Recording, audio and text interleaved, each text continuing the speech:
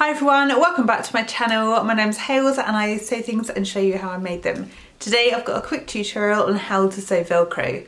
If you like the video, please give it a thumbs up and don't forget to hit subscribe for more videos.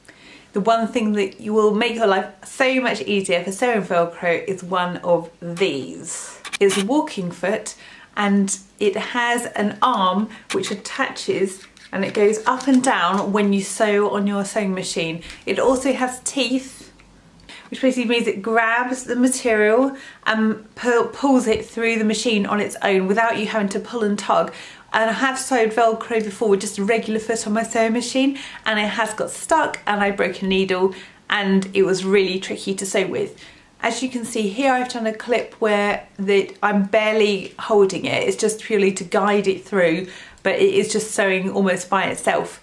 So if you are sewing Velcro or anything actually like slippery fabrics, PVC fabrics, like any like plasticky fabrics, this is the foot that you need. Now this one I got, it was just a cheapie off eBay. It was about £10 a couple of years ago and it's like a universal fitting.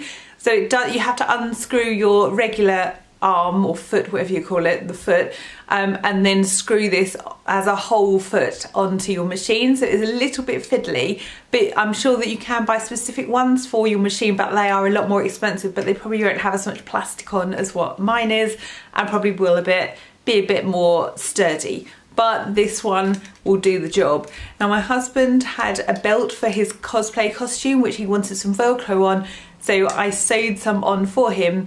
And it also shows you how easy it is to use. So that is the tutorial. Simple and quick. Get yourself a walking foot and it'll make your life so much easier.